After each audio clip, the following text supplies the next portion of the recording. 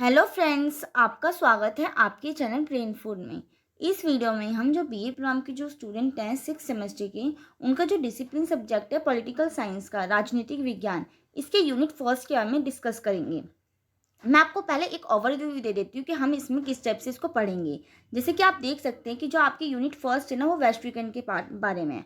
और इसमें आपके दो पॉइंट्स है। इट मीन्स मान लीजिए ये चैप्टर आपका फर्स्ट हो गया एंड चैप्टर ये आपका क्या हो गया, सेकंड हो गया। तो इसको है ना, मैंने जानबूझ के एक साथ आपको पढ़ाना चाहा ना, क्योंकि ये आपस में एक तरीके से बहुत ज़्यादा कोरिलेट करते हुए कॉन्सेप्ट है।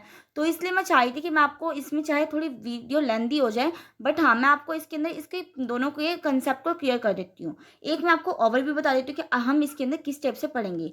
पहले तो हम फर्स्टली ये जानेंगे कि वैश्वीकरण आखिर में होता क्या है। फिर वैश्वीकरण के जो विभिन्न स्कॉलर्स हैं, उन्होंने क्या क्या डेफिनेशंस दिए, क्या परिभाषाएं दी हैं, उनके बारे में जानेंगे। फिर हम जो वैश्वीकरण का इतिहास जो रहा है, इट मीन जो वैश्वीकरण है, क्या वो पुरानी प्रक्रिया है या फिर वो नई प्रक्रिया है, और कित जो स्कॉलर्स हैं उन्होंने क्या अपना मत दिया, इसके बारे में भी हम जानेंगे। और नेक्स्ट आपके लाभ हानि हो गए। इट मीन्स वैश्वीकरण के क्या कारण रहे हैं, क्या लाभ रहे, क्या हानि रही है, क्या इसके सकारात्मक प्रभाव हैं, क्या इसके नकारात्मक प्रभाव हैं। ये वीडियो उन बच्चों के लिए भी बहुत ज़्यादा यूज़फुल रहेगी जो बच्चे जिनको पता नहीं है कि वैश्वीकरण आखिर में होता क्या, और उनको उस चीज़ के बारे में नॉलेज गेन करनी है। ज़रूरी नहीं है कि आपके ओनली कॉलेज के पर्पज़ से ये वीडियो बनाई जा रही है। ये वीडियो उन बच्चों के लिए भी बहुत ज़्यादा यूज़फुल रहेगी जो कि ये जानना चाहते हैं कि वैश्वीकरण आखिर में होता क्या है और इसके क्या एडवांटेजेस और क्या क्या डिसएडवांटेज हैं। तो इन सब चीज़ों के बारे में भी आपको इस वीडियो के अंदर पता चलेगा, ठीक है। तो आइए फर्स्टली हम ये देखते हैं कि आखिर में जो वैश्वीकरण है वो होता क्या है। तो जैसे कि आप देख सकते हैं कि जो वैश्वीकरण है वो दो शब्दों से मिलकर बना हुआ है। एक तो आपका हो गया विश्व, दूसरा आपका एकीकरण। और इन दो शब्दों में जो विश्व का मतलब क्या होता है कि पृथ्वी पर विभिन्न मौजूद देश। इट मीन जो भी हमारे पृथ्वी है उस पर जितने भी देश हैं उसको हम वैश्वी मतलब विश्व के अंदर रखते हैं। और एकीकरण का मतलब हो गया कि आपसी में सहयोग, कि जो विश्व में जो देश हैं उनका जो आपसी सहयोग होता है, जो भी जैसे कि आप देखते हैं, मैं आपको एक एग्जांपल के थ्रू बताती हूँ कि मान लीजिए कोई भी भारत में कोई भी प्रोडक्ट हो, वो ज़रूरी तो नहीं ना कि पूरा का पूरा वो प्रोडक्ट इंडियन का ही हो, इंडिया का ही हो। आप देखते हैं कि हमारे देश में चाइना के भी प्रोडक्ट आते हैं, अमेरिका से भी कुछ प्रोडक्ट आते हैं। मतलब विभिन्न विभिन्न देशों से कुछ ना कुछ क्या होते हैं, जो सामान होता है, जो वस्तुएं होती हैं, वो आवाजाही उनकी होती रहती है। तो वैश्वीकरण का मतलब यही होता है ना कि जब देश क्या हो, आपसी सहयोग करके अपनी सेवाएं हो गई, वस्तुएं हो गई, अपना ज्ञान हो गया, इन सब का जब आपसी तालमेल करती है, उसी को हम वैश्वीकरण कहते हैं। और इसमें एक छोटी लाइन लाइन ये भी लिख रखा है कि एक छत के नीचे आकर एक दूसरे की मदद करना। इट मीन्स क्या करना, आपसी सहयोग स्थापित करना ही क्या होता है, वैश्वीकरण होता है। चाहे वो वस्तुओं के मामले में हो या फिर सेवाएं। जैसे कि वस्तु कैसी हो गई कि मान लीजिए कि हमारे जो भारत के प्रोडक्ट है वो अन्य देशों में जा रहे हैं, और जो अन्य देशों के जो प्रोडक्ट है वो हमारे देश में आ रहे हैं। या फिर जैसे सेवाएं हो गई, आपने देख रखा है जो डॉक्टर हो गए, इंजीनियर्स हो गए, ये सब के थ्रू भी तो क्या होती है, हम सेवाएं वो करते हैं ना, प्रोवाइड करवाते हैं। या बाहर की जो बहुत से बड़े विद्वान होते हैं, जो बड़े बड़े साइंटिस्ट होते हैं, ये सब भी रिसर्च करते हैं। तो वो बहुत मतलब होता है, हेल्पफुल होता है हर देश के लिए। तो ये क्या है, आपसी तालमेल तो कर रहे हैं, आपसी सहयोग में ही तो है। तो इसी को हमने क्या कहा है, वैश्वीकरण कहा है। मैंने एक नीचे और मतलब इसका अर्थ के रूप में लिख रखा है कि अगर आपको पेपर के अंदर वो लिखना हो, डेफिनेशन लिखना हो, तो ज़रूरी तो नहीं कि आप इतनी छोटी सी लैंग्वेज में लिख के आएंगे। कभी भी मैं आपके पेपर के पॉइंट ऑफ व्यू से भी सोच कर इन वीडियोस को बनाती हूँ, जिसके थ्रू आपको ये पता चल जाए कि आपको पेपर में लिखना किस टाइप से होता है।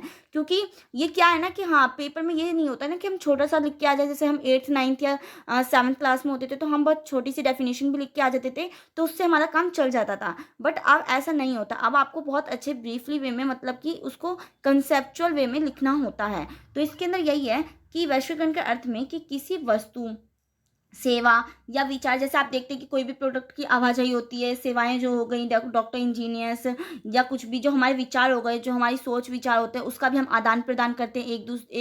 एक देश दूसरे देश के साथ अपने विचारों का भी अंत संबंध करता है।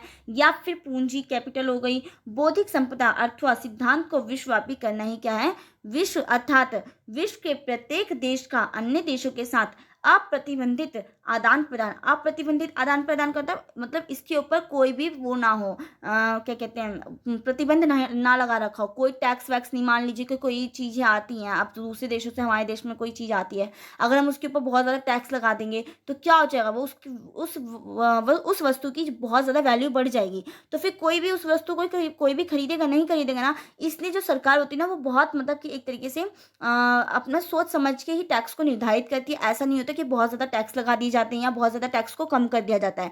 ऐसा भी नहीं करना होता। अभी हम इसकी लाभ हानि में भी पढ़ेंगे इन सब चीज़ों के, मैं आपको बताऊँगी कि क्यों जो है टैक्स को भी इतना सोच समझ के रखा जाता है कि जिससे क्या ना हो कि जो कोई दूसरा देश है वो हमारे देश में आकर अपना दबदबा स्थापित ना कर ले। जैसे कि आप जानते हैं कि अंग्रेज़ों ने भी क्या करा था, अंग्रेज़ भी तो व्यापार करने के मकसद से ही आए थे हमारे देश में, परंतु उन्होंने क्या कर लिया था, उन्होंने देखा कि यहाँ पे बहुत सी चीज़ें सस्ती हैं, यहाँ पे कर्मचारी सस्ते उसमें मिल जा रहे हैं, वेजेस सही हो जा रहा है, तो उसके थ्रू उन्होंने क्या कर दिया, उनके मन में लालच आ गया था। तो इसलिए जो सरकार है ना, वो अब इस चीज़ों को बहुत ज़्यादा ध्यान में रख के हर चीज़ों को निर्धारित करती है कि जिसके कारण ना तो ये हो कि कॉम्पिटिशन से हमारे देश के जो लोग हैं वो वंचित रह जाएँ, क्योंकि कॉम्पिटिशन भी बढ़ता है। आप को देख लीजिए कि मान लीजिए कि दूसरे देश का कोई प्रोडक्ट हमारे देश में आ रहा है, तो उसके थ्रू क्या होगा कि यहाँ के जो कर्मचारी होंगे वो क्या सोचेंगे कि हाँ, हम उनसे भी अच्छा प्रोडक्ट बनाएँ, तो उससे क्या होगा, लोगों को ही तो फ़ायदा होता है ना। तो इन सब चीज़ों का बहुत ज़्यादा ध्यान रखा जाता है। तो इसलिए वैश्वीकरण को ये कहा गया है ना कि जब हम विश्व में प्रत्येक देश जो क्या करें, अप्रतिबंधित आदान-प्रदान करें, मतलब जिसके ऊपर प्रतिबंध ना हो, उसी को हम वैश्वीकरण कहते हैं। और आपको पता ही है कि जो वैश्वीकरण है ना, वो जब 1991 में आपने अगर इकोनॉमिक्स पढ़ रखी होगी 12th क्लास, 11th क्लास में, तो उसमें आपने ज़रूर पढ़ा होगा कि उस टाइम पे हमने जो क्या करा था, एलपीजी की नीति अपनाई थी। एलपीजी का मतलब क्या है? लिबरेशन, प्राइवेटाइजेशन मतलब लिबरेशन उदारीकरण, प्राइवेटाइजेशन मतलब निजीकरण और ग्लोबलाइजेशन मतलब वैश्वीकरण। इस नीति को अपनाया था। जो हमारी पुरानी आर्थिक नीति थी उसको त्याग कर हमने इस नीति को अपनाया था, और उसी के अंदर आपका एलपीजी के अंदर ही आपका क्या आ जाता है, ग्लोबलाइजेशन, और इसी के अंदर आपका जो आपका ग्रेजुएशन में ये सब्जेक्ट है ग्लोबलाइजेशन के ऊपर, ठीक है।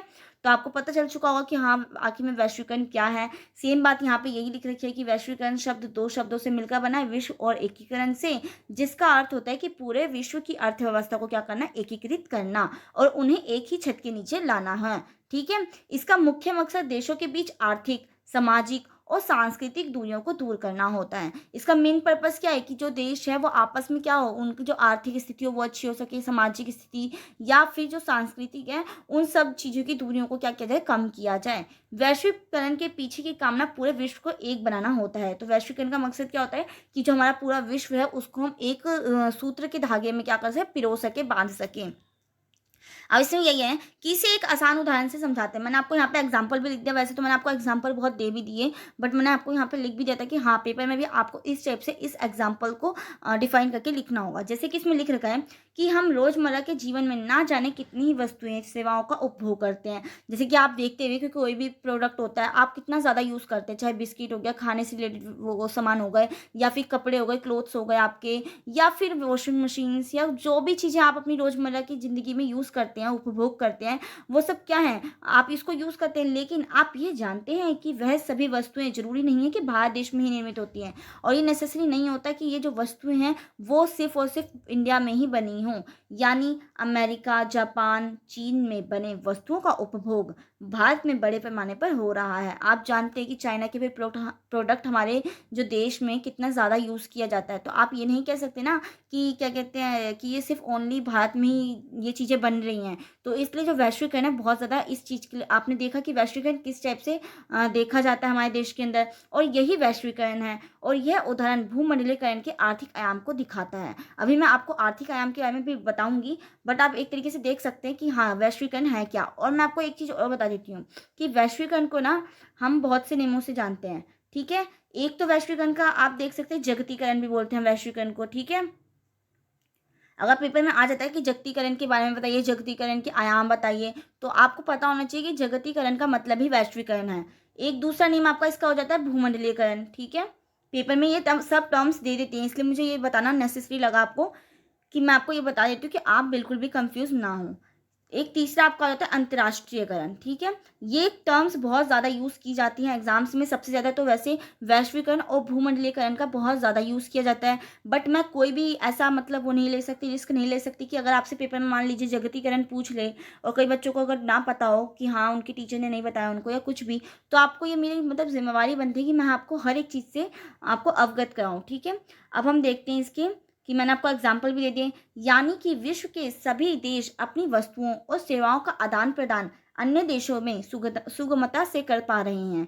जब एक देश दूसरे देश में आसानी पूर्वक मतलब आसान तरीके से आदान प्रदान कर सके, चाहे वो वस्तुएं हों, सेवाएं हों, या फिर आपकी ज्ञान हो, कौशल हो, इन सब का आदान प्रदान आसानी से कर सके, तो उसी को हम क्या कहते हैं, वैश्वीकरण कहते हैं, ठीक है, ये ज़रूरी नहीं है कि वैश्वीकरण के अंदर ओनली वस्तुओं का ही आदान प्रदान होता है। वस्तुओं के साथ सेवाएं हो गई आपकी, बौद्धिक क्षमता हो गई आपकी, या फिर आपके ज्ञान या कौशल, ये सभी का आदान प्रदान ही क्या होता है, वैश्वीकरण कहलाता है।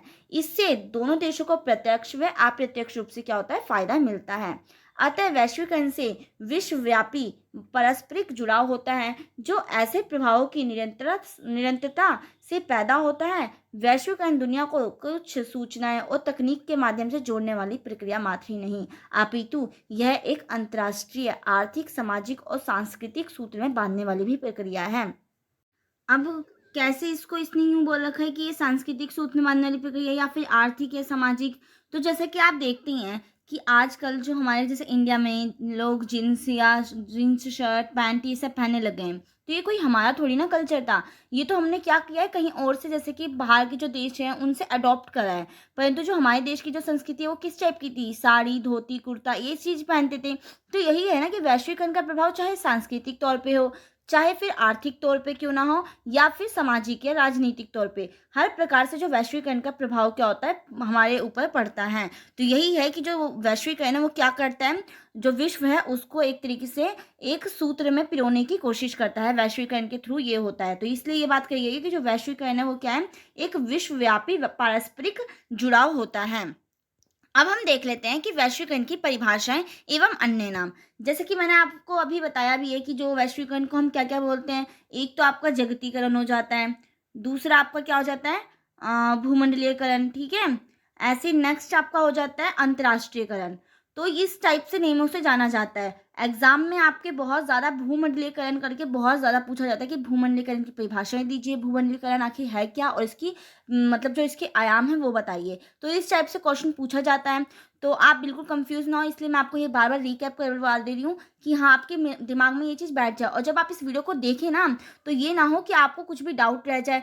अगर आप इसका नोट्स नहीं भी बनाएंगे ना, तो मैं इतना 101% कह रही हूँ कि अगर आपने इस वीडियो को ओनली सुना भी होगा ना ध्यान से, तो आपको सारे कॉन्सेप्ट तो ऐसे ही लर्न हो जाएंगे। आपको कुछ भी एक्स्ट्रा एफर्ट्स डालने की इसमें कोई ज़रूरत नहीं पड़ेगी, अगर आपने मेरी वीडियो को बहुत अच्छे से कंसंट्रेट वे में देखा होगा तो। 101% मैं आपको कह रही हूँ। तो जैसे कि इसमें जो अलग अलग जो स्कॉलर्स थे उन्होंने क्या क्या डेफिनेशन जो परिभाषाएं दी हैं, अब हम उनके बारे में देखते हैं। जैसे कि आप जानते हैं कि जो आपके पोल साइंस सब्जेक्ट है ना, ये एक ऐसा सब्जेक्ट है ना, इसके अंदर ज़रूर आपको जो स्कॉलर्स ने जो भी डेफिनेशंस दी होती हैं, जो भी परिभाषाएं हैं, उनकी जो कथन होते हैं, जो भी उन्होंने कहे हुए होते हैं, ये ज़रूर लिखा करें। इससे क्या होता है ना कि आपके एग्जाम में एक तरीके से ये आपको एक्स्ट्रा मार्क्स गेन करवाने में बहुत ज़्यादा हेल्प करता है। अगर थोड़े बहुत कुछ चीज़ें कम करके भी लिखी होंगी ना, तो ये कुछ ऐसे पॉइंट्स हो जाते हैं ना जो टीचर को अट्रैक्ट करता है कि हाँ बच्चे को कुछ नॉलेज है, बच्चे ने उस चीज़ को पढ़ रखा है। तो ये बहुत ज़्यादा हेल्प करेगा आपको मार्क्स वो गेन करवाने के लिए। तो मैंने इसलिए इसमें ना 2 ही विद्वान ले रखे हैं, 2 स्कॉलर्स को ले रखा है, जिनकी हम देखेंगे कि उन्होंने आखिर में वैश्वीकरण को किस टाइप से समझाया है, किस टाइप से उन्होंने अपनी परिभाषाएँ दी हैं वैश्वीकरण के ऊपर।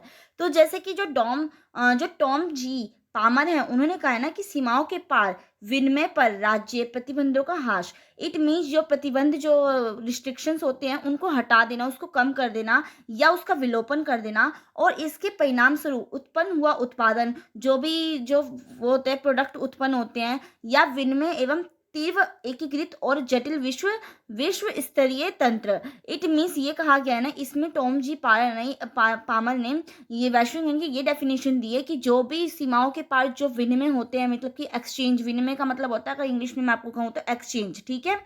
तो जो भी इधर से उधर ट्रांसपोर्ट होता है, जो भी इधर आवाजाही होती है, उसके में प्रतिबंधों का क्या कर देना, ह्रास कर देना, कमी कर देना, विलोपन कर देना, या तो उसको ख़त्म कर देना, या फिर जो उत्पन्न जो भी प्रोडक्ट होते हैं, या उसमें क्या होना, एक विश्व स्तरीय तंत्र का उत्पन्न होना ही, किससे हम क्या कहते हैं, इसी को हमने क्या कहा है, वैश्वीकरण कहा है।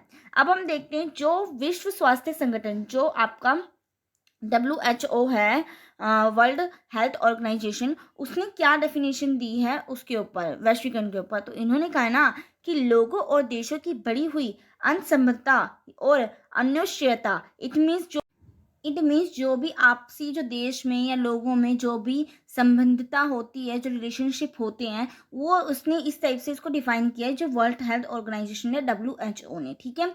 एक तो आपको मैंने स्कॉलर्स ने क्या डेफिनेशन दी है वो बता दिया, प्लस मैंने आपको जो संगठन है उसने क्या डेफिनेशन दी है उसके बारे में बताया है। अब हम देख लेते हैं कि समाज वैश्वीकरण के फायदे और नुकसान पर बटा हुआ है। जैसे कि आप जानते हैं कि जो वैश्वीकरण है, किसी ना किसी, अगर किसी चीज़ के प्लस पॉइंट है तो उसके नेगेटिव पॉइंट्स भी ज़रूर होते हैं, चाहे वो कम हो या ज़्यादा हो। बट अगर किसी चीज़ की मतलब अच्छे लाभ हैं तो उसकी हानियाँ भी कहीं ना कहीं ज़रूर होगी। इसी टाइप से जो हमारा वैश्वीकरण है ना, इसके भी फायदे और नुकसान एक तरीके से ये आपस में बटा हुआ है, और इसके महत्व से ज़्यादा लोग इसके नकारात्मक पक्ष को ज़्यादा उभारते हैं। और है ना, इसका एक ये पॉइंट है ना कि जो वैश्वीकरण है ना, इसके प्रॉफिट को कोई लोग, बेशक जो आम जनता होती है वो कम देखे, परंतु जो इसके नेगेटिव इफेक्ट्स है ना, उनको वो बहुत ज़्यादा दिखाई देता है। हालांकि इसके जगह जहाँ कई फायदे हैं और उसके कई नुकसान भी हैं। इसके जहाँ पर बहुत सारा फायदा ही होते हैं ना, वहीं पे इसके नुकसान भी बहुत ज़्यादा होते हैं, जिसे नज़रअंदाज नहीं किया जा सकता है। जैसे कि मैंने आपको भी एग्जांपल भी दिया था कि जैसे कि जो हमारी ईस्ट इंडिया कंपनी आई थी, ब्रिटेन, वो ब्रिटिश जो कंपनी आई थी, तो उस टाइम पे वो क्या करना चाही थी, वो सिर्फ व्यापार करने के मकसद से आई थी। परंतु उसने फिर क्या किया था, उसने देखा कि यहाँ पर जो वेजिस हैं वो सस्ते हैं, और या जो मजदूर ईजिली अवेलेबल हो जाते हैं, लैंड अच्छी है, और जो मतलब जो प्राथमिक उत्पाद होता है, कच्चा माल होता है, वो सस्ते में मिल जा रहा है। तो उनमें क्या आ गया, देखते कि लालच आ गया था, तभी तो उन्होंने हम पे क्या कर लिया था, अपना गुलाम टाइप में कर लिया था। मतलब ये चीज़ ये तो नहीं थी ना कि वो सोच के ही आए थे कि हम पे वो करेंगे गुलाम, हम पे अपना शासन चलाएंगे। ये चीज़ वो सोच के नहीं आए थे, उनका क्या पर्पज़ था, ओनली व्यापार का। तो यही चीज़ है ना कि इसके जो नुकसान है उसको नज़रअंदाज नहीं किया जा सकता है। और वैश्वीकरण को, जैसे कि मैंने आपको बताया था कि इसको क्या कहते हैं, भूमंडलीकरण कहते हैं, ग्लोबलाइजेशन इंग्लिश में कहते हैं, हिंदी में इसको वैश्वीकरण कहते हैं, या फिर अंतर्राष्ट्रीयकरण, या फिर एक जगतीकरण भी कहते हैं। ठीक है इसको। तो ये मैंने सारे नाम आपको बता दिए। अंग्रेजी में इसे क्या कहते हैं, ग्लोबलाइजेशन कहते हैं। तो इसके अंदर यही चीज़ लिखी हुई है। अब हम देखते हैं कि वैश्वीकरण का इतिहास। अब हिस्ट्री ऑफ ग्लोबलाइजेशन, आखिर में हमें वैश्वीकरण के इतिहास को क्यों जानने की वो जरूरत पड़ी है। तो ये है ना कि कई विद्वान है ना, तो वो ये सोचते हैं ना कि जो वैश्वीकरण है ना, वो आज की प्रक्रिया है, परंतु कई विद्वानों का ये भी मानना है कि जो वैश्वीकरण है वो पुरानी प्रक्रिया है। तो इसके बीच ना मतभेद चलता रहता है, कई जो स्कॉलर्स हैं उनके बीच में काफ़ी मतभेद होता रहता है। तो इसके अंदर यही लिखा गया है ना कि जो वैश्वीकरण है ना, कोई आज की प्रक्रिया नहीं है, परंतु ये जो प्रक्रिया है बहुत टाइम पहले से चली आ रही है। इसने ये भी कहा कि जो प्रक्रिया है ये कब से चली आ रही है, चक्रवर्ती सम्राटों के काल की ही है। और प्राचीन काल में, राजा के काल में, या अंतर्राष्ट्रीय व्यापार होते थे। जब आपने पढ़ा होगा, अगर हिस्ट्री आपने पढ़ रखी होगी, अगर आपकी 12th 11th या 9th 10th में भी हिस्ट्री होगी, तो आपने ज़रूर पढ़ा होगा कि पुराने टाइम पे भी, राजा महाराजा के टाइम पे भी क्या होते थे, व्यापार चलते थे। कहीं से वो मतलब कि कुछ जाता था कहीं पे, या फिर कहीं से कुछ चीज़ें आया करती थी। तो ये सब क्या था, ये वही तो होता था ना, प्रोडक्ट का एक्सचेंज ही तो होता था। तो ये सब क्या, ये वैश्वीकरण ही तो है ना। वैश्वीकरण के अंतर्गत भी तो यही होता है, चाहे उत्पाद हो, सेवाएं हों, या फिर हमारे ज्ञान हो, कौशल हो, इन सब का आदान प्रदान अगर बिना प्रतिबंधता के हो पाए, मतलब प्रतिबंधता ना हो, उस पर रिस्ट्रिक्शंस ना हो, और क्या हो, आदान प्रदान आसानी से संभव हो पाए, इसी को हमने वैश्वीकरण कहा है। तो यही कहा गया है ना कि ये एक तरीके से ये प्रक्रिया कोई आज की नहीं है कि हमने ये आज अडॉप्ट करी है 1991 के बाद, ऐसा नहीं है। ये प्रक्रिया बहुत पहले भी चलती आ रही थी। तो इसी के बीच में कई लोगों का वो भी रहता है, जो विद्वान है उनमें मतभेद भी रहता है। तो यही बात कही गई है ना। अब इसका कुछ ना कुछ तो आखिर में प्रूफ होगा, तो हम इसके ऊपर देखते हैं कि आखिर में किस रीज़न से हमें पता चलता है। हमने इसके एग्जांपल्स ले रखे हैं कि जिसके थ्रू हमें पता चलता है कि जो ये प्रक्रिया है, जो वैश्वीकरण है, वो आज की प्रक्रिया नहीं है, परंतु ये कैसी प्रक्रिया है, ये बहुत पहला की ही प्रक्रिया। ये कोई एकाएक उत्पन्न नहीं हुई ये प्रक्रिया, बल्कि जो इसका स्वरूप है ना, वो प्राचीन काल से ही मतलब कि चला हुआ आ रहा है। ठीक है। तो अब हम इसके देखते हैं कि प्राचीन काल में कैसे हम कह सकते हैं कि हाँ, ये जो वैश्वीकरण है, इसकी जो वो है प्रक्रिया, ये चलती आ रही है। मुझे टॉपिक इसलिए आपको पढ़ाने की ज़रूरत पड़ी क्योंकि ये जो टॉपिक है ना, ये एग्जाम में आपसे पूछ लेता है कि जो वैश्वीकरण का जो इतिहास है वो कैसा रहा है। इट मीन्स वैश्वीकरण के इतिहास पर प्रकाश डालिए, इस टाइप से आपसे क्वेश्चन बन के पूछ लेता है। तो इसलिए ये टॉपिक मैंने पढ़ाने का मतलब मुझे इंपॉर्टेंट लगा ये टॉपिक पढ़ाने के लिए। ठीक है। तो इसमें यही है कि ईसा पूर्व 3000 साल पहले जो सिंधु घाटी सभ्यता था, इंडस वैली सिविलाइजेशन थी, उस टाइम पे भी क्या था, सुमेरियन सभ्यता के बीच व्यापारिक संबंध चलते रहते थे। तो यही है ना कि इस टाइम पे जो सभ्यता थी, चाहे वो सिंधु घाटी सभ्यता हो या सुमेरियन जो सभ्यता हो, इनमें भी क्या होता था, आपसी वो होते रहते थे, उत्पादों का लेन देन, आदान प्रदान, आयात निर्यात होता रहता था। तो इससे भी हमें पता चलता है कि ये जब प्रक्रिया सिंधु घाटी सभ्यता के टाइम पे चल रही है, तो इट मीन्स क्या है कि जो वैश्वीकरण है वो प्राचीन ही है। ये प्राचीन वो है, ये नहीं है कि ये एकाएक क्या हो गई, ये उत्पन्न हो गई, ये ऐसी प्रक्रिया नहीं है। ये प्रक्रिया कैसी है, पुरानी है, प्राचीन है। ठीक है। ये पहले से ही विकसित हो रखी है ये प्रक्रिया। ऐसे आपका एक सेकेंड एग्जाम्पल ये है कि गुप्त काल तक सहारा मध्य एशिया बौद्ध संस्कृति के प्रभाव में है, और इस काल में यूनान, मिस्र, रोम, ईरान और अब सीरिया और श्रीलंका से भारत का निर्बाध व्यापार होने लगा था। इट मीन्स आप देखते होंगे कि इस टाइम पीरियड में भी क्या हो रहा था कि जो श्रीलंका हो गई, यूनान हो गए, मिस्र हो गए, ईरान हो गए, इन सब में आप सब आपस में क्या हो रहा था, बिना किसी प्रतिबंध के क्या हो रहा था, व्यापार हो रहा था। और पूरब की ओर भारत के जहाज कंबोडिया, श्याम, सुमात्रा, मलाया तथा चीन तक जाते थे। तो इससे भी हमें ये जानकारी मिलती है कि जो वैश्वीकरण क्या है वो इतिहास की प्रक्रिया है। ये कोई एकाएक 20वीं शताब्दी में ऐसा नहीं है कि इसका उत्पन्न हुआ है, ये पहले से ही प्राचीन काल से ही चलती हुई आ रही है। नेक्स्ट इसके एक एग्जाम्पल में और देख लेते हैं हम। मैंने ये सब एग्जाम्पल इसलिए लिखे हैं कि हाँ आपको पता चल जाए कि ये प्रक्रिया कैसी है, ये पुराने टाइम की। और पेपर में अगर आपसे आ जाता है कि वैश्वीकरण के इतिहास के बारे में बताइए कि ये ऐतिहासिक प्रक्रिया है कि नहीं है, तो ये पॉइंट्स आप इजीली लिख सकते हैं कि ये सिंधु घाटी सभ्यता के टाइम पे चलती आ रही है, गुप्त काल में चलती आ रही है, या फिर आपका जो मध्य काल में इस्लाम का उदय और विस्तार हुआ था तथा यहूदी और मुस्लिम व्यापारी दुनिया के विभिन्न भागों में व्यापार के लिए गए थे। तो इससे ये भी पता चलता है कि क्या है कि उस टाइम पे भी क्या होता था, जब इस्लाम का उदय हुआ था तो उस टाइम पे भी जो हमारी वैश्वीकरण की जो प्रक्रिया है वो चलती है। उसका बेशक नाम नहीं था, परंतु जो लोग थे वो बिना किसी प्रतिबंध के क्या करते थे, व्यापार करते थे, सेवाएं आप एक जगह से दूसरी जगह पहुंचाते थे। उनका ज्ञान कौशल ये सब क्या होते थे, आप वो संबंधित होते थे, मतलब कि रिलेशनशिप में रहते थे, एक देश दूसरे देश से रिलेटिव रहता था। ऐसे नेक्स्ट आपका इससे हमें ये पता चलता है कि जो 17वीं शताब्दी में वैश्वीकरण एक कारोबार बन गया। अब डच ईस्ट इंडिया कंपनी की स्थापना हुई थी। तो इस टाइम पे भी आपको पता है कि व्यापार होता ही था, तो ये एक एग्जांपल आपका हो गया।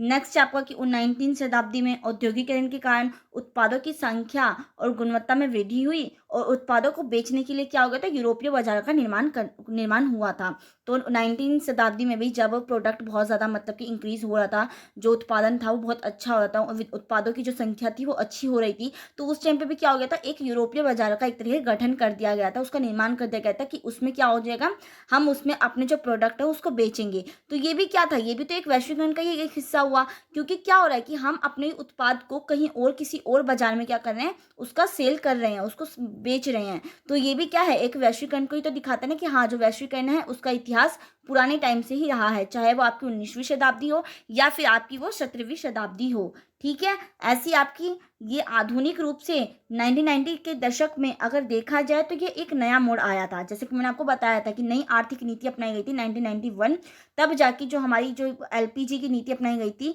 कि उदारीकरण, प्राइवेटाइजेशन मतलब कि निजीकरण, ग्लोबलाइजेशन मतलब वैश्वीकरण, इन तीनों को अपनाया गया था। तो उसी के अंतर्गत जो वैश्वीकरण है वो भी ये चीज़ें आई थी। तो एक तरीके से ये बस एक नया मोड़ आया था, परंतु ये नहीं था कि ये चीज़ें क्या है नई अपनाई गई हो 1990 में, ऐसा नहीं था। ये पुरानी ही प्रक्रिया को बस एक तरीके से नया नाम दे दिया गया, जब वैश्वीकरण ने पूरे विश्व को एक साथ जोड़ने का क्या किया था, कार्य किया था।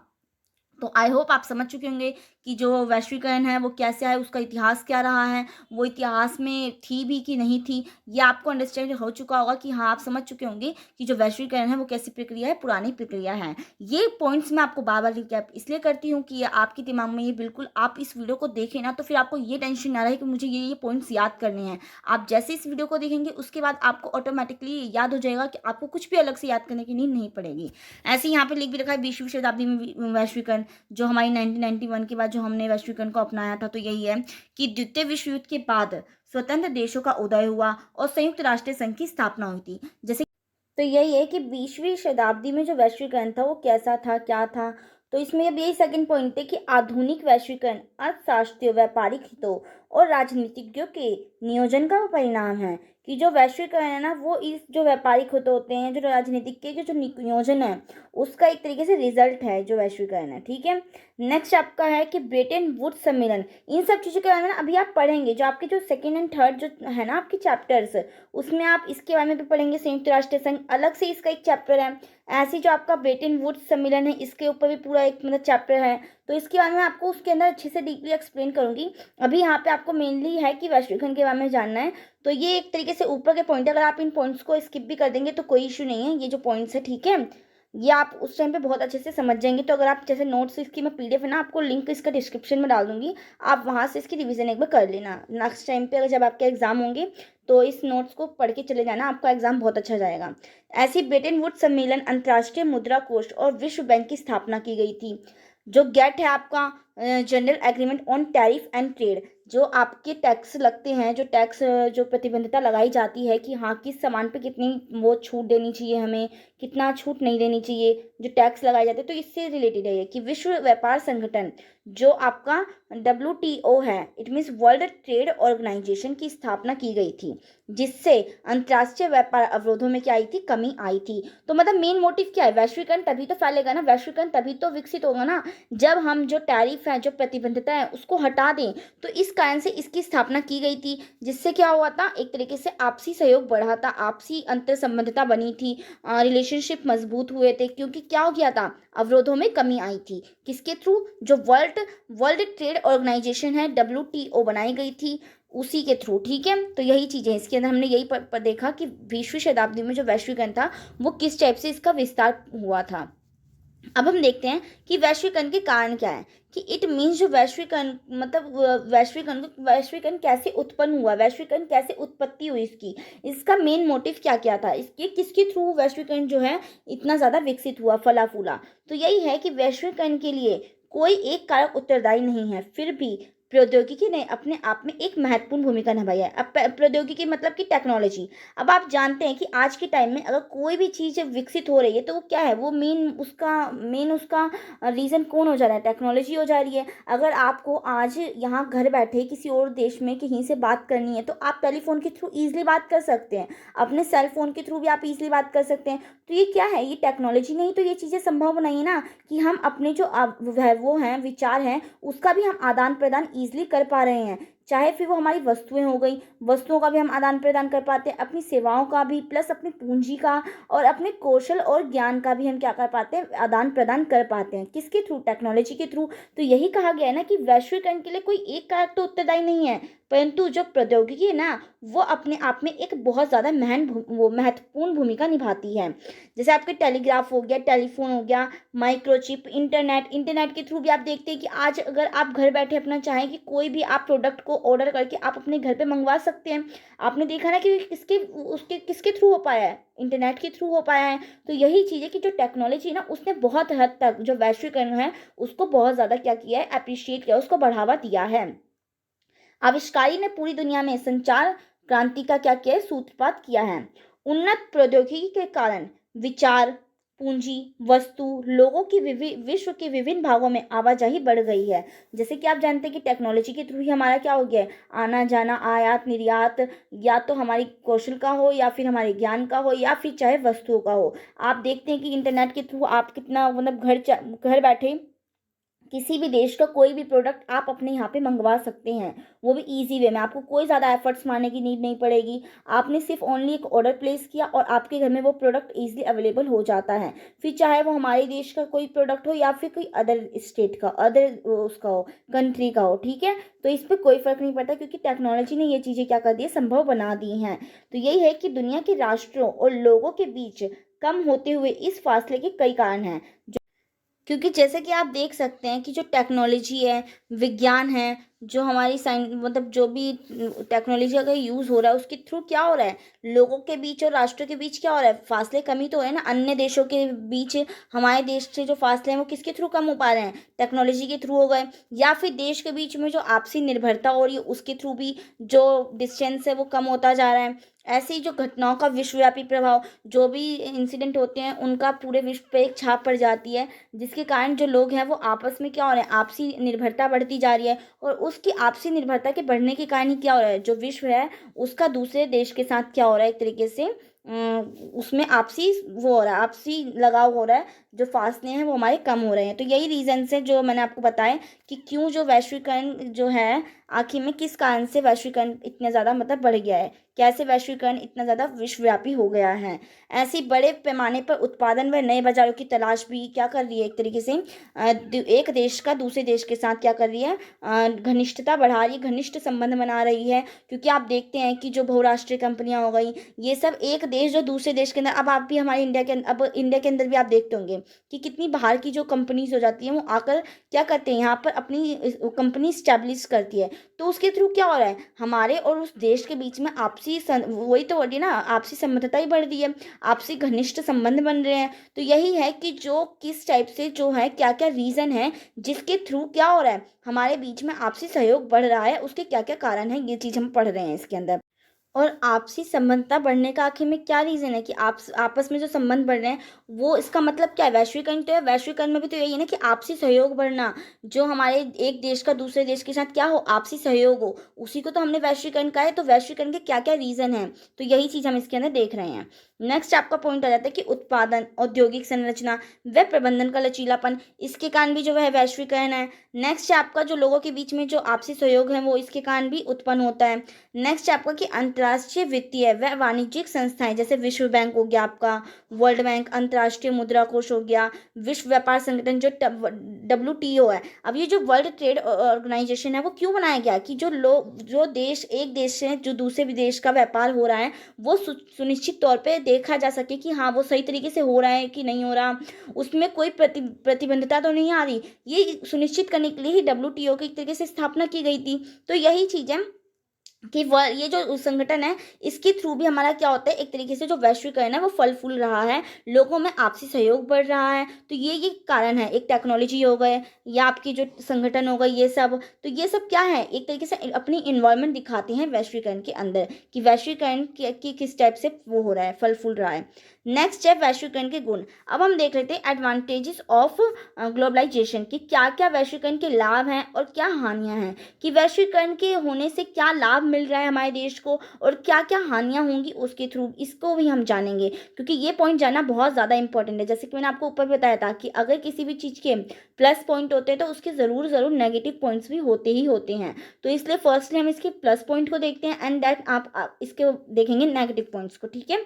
तो वैश्वीकरण के कारण क्या क्या लाभ मिलता है, एक तो आपके रोजगार में वृद्धि होती है। अब मैं इन पॉइंट्स को आपको एक्सप्लेन करते हुए चलूंगी किस टाइप से रोजगार में वृद्धि होती है। अब आप देखते हैं कि वैश्वीकरण है, तो वैश्वीकरण के क्या कारण हो रहा है, जो दूसरी देश है, वो दूसरे देश की जो कंपनी है, वो हमारे देश में आकर क्या कर रही है, कंपनी स्थापित कर रही है। जब कंपनी स्थापित कर रही है तो उसके अंदर जो वेजिस है, जो मजदूर हैं या जो मजदूर काम करने के लिए काम करेंगे, तो वो कहाँ के होंगे, वो कोई अपने देश के तो उठा के लाएंगे नहीं, वो हमारे देश के ही लोगों को रोजगार देंगे यहीं पे रहकर। तो वो क्या हो रहा है, इससे क्या हो रहा है, लोगों को रोजगारी तो उपलब्ध हो रहा है ना। तो इसलिए जो वैश्वीकरण है वो क्या है, उसका एक लाभ ये है कि ये रोजगार में वृद्धि कर रहा है, जो एम्प्लॉय हैं उनको क्या कर रहा है, एक तरीके से रोजगार उपलब्ध करा रहा है। नेक्स्ट है आपका कि कम कीमत पर सामान उपलब्ध होना। अब हमें कम कीमत पर सामान कैसे उपलब्ध हो रहा है वैश्वीकरण के कारण, अब तो जैसे कि आप जानते हैं कि हमें कैसे कम कीमत पर सामान उपलब्ध हो रहा है। अब मान लीजिए कि कोई एक प्रोडक्ट है, उसकी बहुत सी कंपनीज हैं, मतलब कि बहुत से एक प्रोडक्ट को बहुत सी कंपनीज बनाती है। तो वो क्या करेंगे, वो देख रहे हैं ना कि हाँ, जैसे मैं आपको एग्जांपल के थ्रू इसको अच्छे से समझा पाऊंगी। जैसे कि आप मान लीजिए बिस्किट लेने गए मार्केट में, ठीक है। तो बिस्किट मार्केट में बहुत से ब्रांड के मिलते हैं, चाहे फिर आप गुड डे ले लें, ठीक है, या फिर आपका जो 50-50 बिस्किट होते हैं, या CNG हो जाता है, ठीक है। तो ये इतने सारे टाइप इसकी वैरायटी आपको उपलब्ध है। तो कोई भी जो विक्रेता होगा, जो आपका वो होगा, क्या कहते हैं, दुकानदार, वो आपसे ज़्यादा पैसे इसके ले पाएगा, नहीं ले पाएगा। क्यों, क्योंकि आपके पास इसके बहुत से वैकल्पिक उपलब्ध हैं, आपके पास सब्स्टिट्यूशन है इन सब चीज़ों का।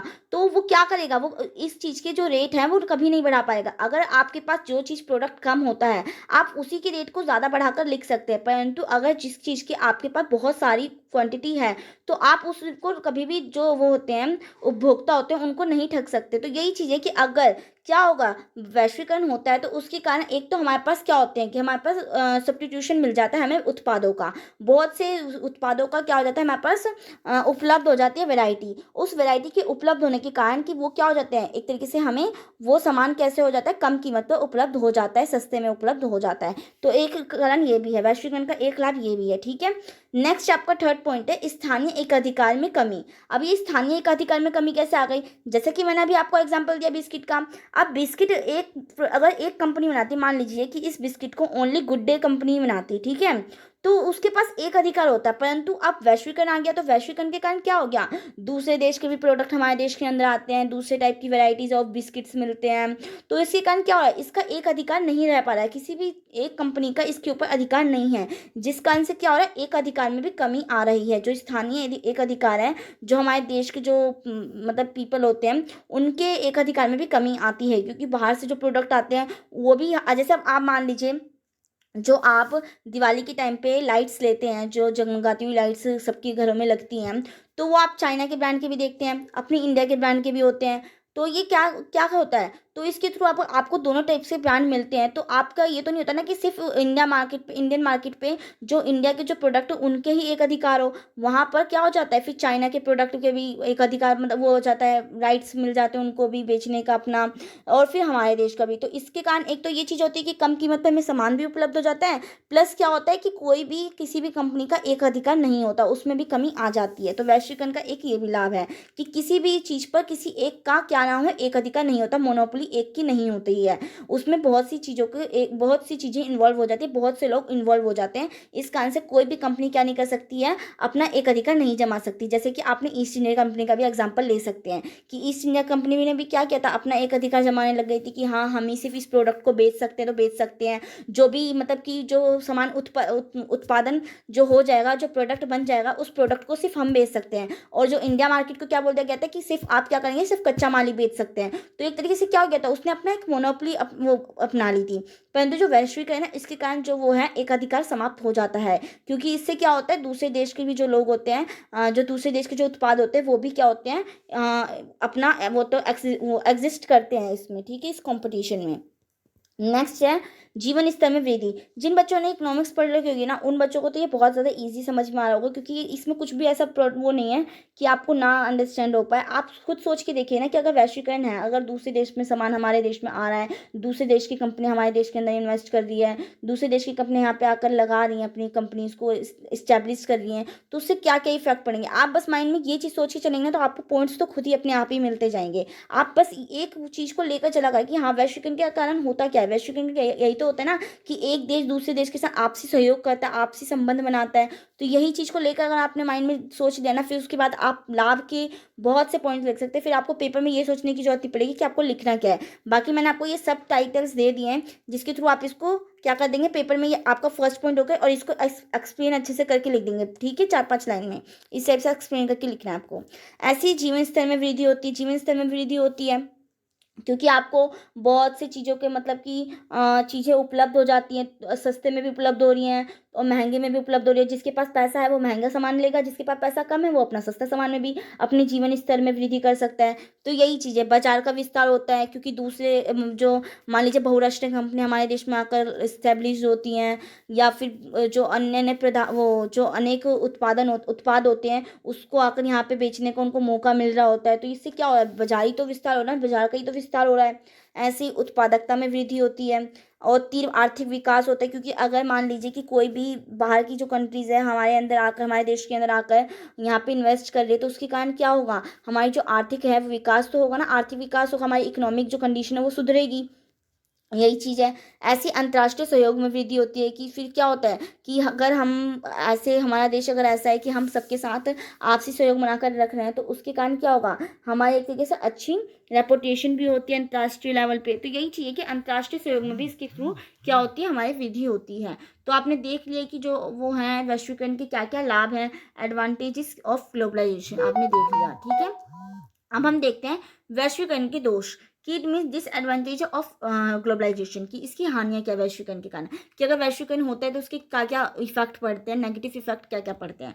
तो यही है कि घरेलू बाजार को खतरा होता है। अब घरेलू बाजार को कैसे खतरा है, अब मान लीजिए कि जैसे कि अब आप देखते हैं कि चाइना के प्रोडक्ट के आने की वजह से हमारे जो लघु उद्योग होते हैं, हमारे देश के जो लघु उद्योग, जो छोटे छोटे उद्योग होते हैं, या फिर जो हमारे देश के जो प्रोडक्ट होता है, वो बहुत लोग कम खरीदते हैं। क्यों, क्योंकि जो चाइना वाले ना, वो इतने सस्ते में कोई भी प्रोडक्ट को इतनी जल्दी तैयार कर देते हैं ना, और बहुत सस्ता वो सामान भी मिलता है। अगर अगर आप मैंने जैसे आपको एग्जांपल दिया कि दिवाली की अगर आप लाइट्स लेने जाते हैं तो वो लाइट्स आपको 20, 10, 15 ऐसे रुपीज़ में मिल जाती, परंतु अगर वो इंडियन मार्केट में बनी हुई होगी तो वो बहुत ज़्यादा महंगी होती है। आप जानती हैं कि हमारे यहाँ पे कितना ज़्यादा मतलब कॉस्ट आ जाता है एक सामान को बनने में। तो यही है कि फिर लोग क्या होते हैं उसकी ओर ज़्यादा अट्रैक्ट करते हैं, वो क्या करते हैं फिर चाइना के ही प्रोडक्ट को ज़्यादा खरीदते हैं। तो इससे क्या हो जाता है कि हमारी जो घरेलू बाजार है उसका खतरा ही तो हो रहा है ना, वो उसके प्रोडक्ट बेच नहीं रहे हैं, उसके प्रोडक्ट बिक नहीं रहे हैं, तो उससे क्या हो रहा है एक तरीके से हमारे जो लघु उद्योग है उनका एक तरीके से खात्मा होता चला जा रहा है।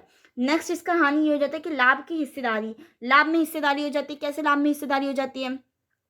क्योंकि अगर दूसरी कोई कंपनी आकर हमारे देश में आकर कोई भी बहुराष्ट्रीय कंपनी आकर स्टैब्लिश होती है तो वो भी जो यहाँ के जो लोग होते हैं उनका एक तरीके से वो करती है, इस्तेमाल करती है, उनको अपने अंदर रोजगार देती है। तो उनको एक तरीके से पार्टीशन हो जाता है किसी भी चीज़ का। अगर मान लीजिए कि कोई रोटी है उसको मैं बोल दूँ कि 2 हिस्से में बांटनी है, तो इसमें क्या हो रहा है एक हिस्सा दूसरे को मिल रहा है, एक हिस्सा दूसरे को मिल रहा है, तो इससे क्या हो रहा है कि एक इंसान को वो हिस्सा नहीं मिल पा रहा, उसमें एक एक एक का अधिकार नहीं रह पा रहा है। तो इससे क्या हो रहा है कि लाभ में हिस्सेदारी भी बट रही है, हिस्सेदारी हो रही है, तो उसके कारण एक व्यक्ति को कोई लाभ नहीं मिल पाता है। तो एक इसका हानि यह भी है।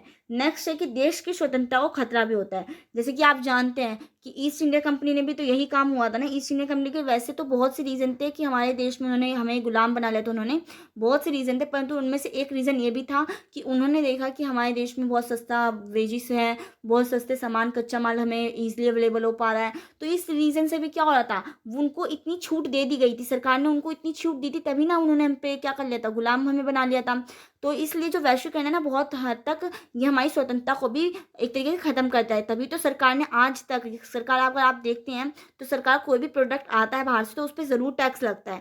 क्यों टैक्स लगता है? कि ये ना हो कि वो अपने आकर सामान को, प्रोडक्ट को बेचें और उनको ही सिर्फ उनको लाभ मिले और यहाँ की जो कंपनियां वो नष्ट हो जाए, ऐसा नहीं करना चाहती सरकार। इसलिए कभी भी उन प्रोडक्ट पे मिनिमम मतलब टैक्स तो हमेशा रहता ही रहता है। कोई भी प्रोडक्ट हो उन पे किसी पे मैक्सिमम किसी पे मिनिमम टैक्सेस अवेलेबल होते हैं उनके ऊपर। तो यही है कि इससे देश की स्वतंत्रता को भी खतरा रहता है वैश्वीकरण के कारण, क्योंकि वो जब चाहे हमारे वस्तुओं का आयात निर्यात होगा अगर बिना टैक्स के, तो उसके कारण भी बहुत ज़्यादा इफेक्ट पड़ता है। तो इसलिए सरकार ने उस चीज़ पे क्या करती है, टैक्स भी लगा के रखती है। तो एक इसका हानि ये भी है वैश्वीकरण की, ठीक है।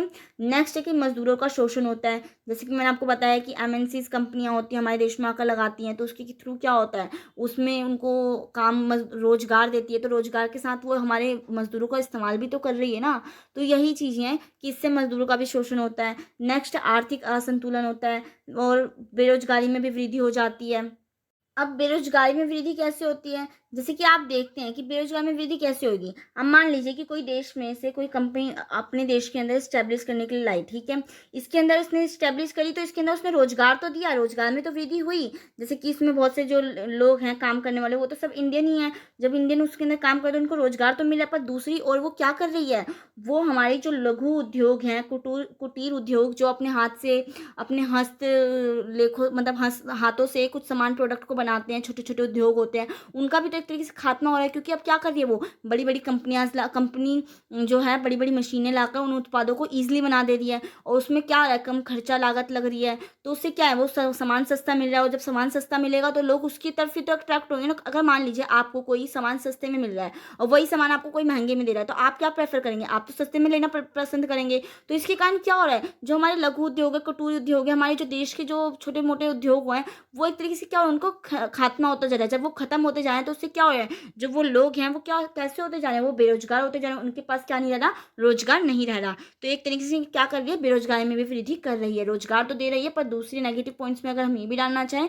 तो हम ये भी लिख सकते हैं कि ये बेरोजगारी भी क्या कर रही है, उत्पन्न करती है, ठीक है, जो वैश्वीकरण है।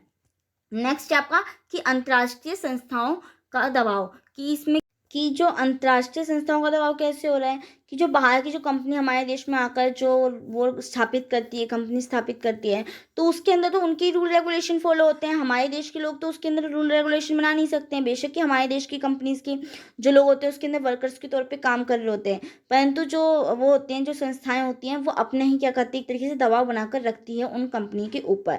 तो इस कारण से जो ये है वैश्वीकरण का एक हानि ये भी है कि अंतर्राष्ट्रीय संस्थाओं का इसके ऊपर क्या होता है, दबाव होता है। तो आपने देख लिया कि वैश्वीकरण के क्या लाभ हैं, क्या हानियां हैं। अभी तक मैंने आपको क्या क्या पढ़ाया, मैं एक बार आपको शॉर्ट रिकैप बता देती हूँ। अभी तक मैंने आपको पढ़ाया कि वैश्वीकरण का अर्थ क्या होता है, ठीक है, मैंने आपको इसका अर्थ बताया कि अर्थ क्या है। फिर मैंने इसकी आपको परिभाषाएं बताई। फिर हमने इसके इतिहास के बारे में देखा कि वैश्वीकरण क्या आज की प्रक्रिया है या पुरानी प्रक्रिया है। फिर हमने इसके वो देखा कि वैश्वीकरण के क्या क्या कारण हैं, ठीक है, इसके हमने कारण के बारे में देखा वैश्वीकरण के। और फिर हमने इसके क्या देखे हैं, लाभ देखे, और फिर हमने इसकी क्या देखी, हानियाँ देखी। तो आई होप आपको अभी तक ये बिल्कुल अच्छे से समझ में आया होगा, क्योंकि अब मैं आपको जो टॉपिक पढ़ाने वाली हूँ वो है आपके बहुत पेपर के पॉइंट ऑफ व्यू से बहुत ज़्यादा मोस्ट इंपॉर्टेंट है। वैश्वीकरण के आयाम कि जो वैश्वीकरण के मतलब जो 4 आयाम हैं, अब हम इनके बारे में पढ़ेंगे। मैं आपको पहले बता दूँ कि इसके अंदर हम कौन कौन से 4 आयाम जो हैं पढ़ेंगे। एक तो आपका हो जाता है आर्थिक आयाम, दूसरा सॉरी जो इसमें आपका फर्स्ट आ जाता है आपका आर्थिक आयाम, दूसरा आपका आ जाता है राजनीतिक आयाम, और जो तीसरा आयाम है ना, ये वाला हम इसके अंदर नहीं पढ़ेंगे, क्योंकि आपके जो सिलेबस है ना, आपका जो वो है बुक है, उसमें आपके तकनीकी आयाम के बारे में देखा है, तो मैं तकनीकी आयाम के बारे में पढ़ाऊंगी आपको, ठीक है, कि आपकी जो टेक्नोलॉजी का जो है आयाम वो क्या है। और चौथा आपका सांस्कृतिक आयाम। इन 4 आयाम के बारे में पढ़ेंगे। ये आपका सामाजिक आयाम ना होकर यहाँ पे तकनीकी आयाम है, ठीक है, तो इसके बारे में हम जानेंगे। तो ये जो वीडियो है इसकी लेंथ थोड़ी बड़ी हो गई है, तो मैं इसको आपका जो पार्ट सेकंड जो लाऊंगी ना इस वीडियो का, उसके अंदर हम इस चीज़ के बारे में पढ़ेंगे, वैश्वीकरण के जो आयाम है, क्योंकि आपको मैंने जैसे कि मैंने आपको ऊपर भी बताया था, जो आपका ये जो था इसमें आपको 2 टाइप से इसको डिवाइड करके पढ़ रखा था, ठीक है। जैसे कि जो आपका चैप्टर फर्स्ट हो गया आपका अर्थवाद विवाद, इसके अंदर मैंने आपको सब चीज़ बताई, इतिहास बताया, लाभ हानि, और इसकी जो कि वैश्वीकरण के क्या क्या कारण है, वैश्वीकरण कैसे एक तरीके से वैश्वीकरण को किस टाइप से लाया गया, वैश्वीकरण किस टाइप से उसके क्या क्या उत्तरदायी कारण है वैश्वीकरण को आने के। और आपके ऐसे ही उसमें हमने लाभ हानि ये सब देख ली, सकारात्मक नकारात्मक प्रभाव देख लिए। तो यही हमने देखा इसके अंदर। अब जो आपका पार्ट 2 आएगा, इसका मैं पार्ट 2 करके आपको वीडियो बना के दूंगी। इसके अंदर हम इसके आयामों के बारे में डिस्कस करेंगे कि आर्थिक आयाम क्या है, राजनीतिक आयाम क्या है, तकनीकी आयाम क्या है, और सांस्कृतिक आयाम क्या है, ठीक है। तो इसके बारे में हम नेक्स्ट वीडियो आपको प्रोवाइड होगी। तो जैसे कि इस पर रिस्पॉन्स जैसा भी आएगा, मैं आपको उस वीडियो को जल्द से जल्द लाने की कोशिश करूंगी। आई होप आपको ये पूरा अच्छे से चैप्टर अंडरस्टैंड हो पाया होगा कि क्या आखिर में है वैश्वीकरण का अर्थ क्या होता है वैश्वीकरण के, और इतिहास के बारे में आपने अच्छे से जान लिया होगा। तो अब हम मिलते हैं नेक्स्ट वीडियो में, जब तक के लिए बाय। और हाँ, इस वीडियो को ज़्यादा से ज़्यादा बच्चों में शेयर करना ना भूलें, क्योंकि ये बहुत ज़्यादा मोस्ट इंपॉर्टेंट वीडियो। और जैसे कि मैंने आपको बताया कि इससे पहले की मेरी एक शॉर्ट वीडियो भी पड़ी होगी, जिसमें मैंने आपको 12 मिनट की वो वीडियो है, जिसमें मैंने आपको सब चीज़ें प्रोवाइड करवा रखी है। वो एज अ रिविजन क्लास आपकी ईजिली आपको वो आप उसको देख सकते हैं। और अगर अच्छे से पढ़ना है, जिसको कुछ भी नॉलेज नहीं है, वो इस वीडियो को ज़रूर कंप्लीटली देखें, ठीक है। तो इसमें हम तकनीकी, सांस्कृतिक और राजनीतिक आयाम इन सब चीज़ों के बारे में देखेंगे नेक्स्ट वीडियो में। तो जब तक के लिए बाय। अब हम मिलते हैं नेक्स्ट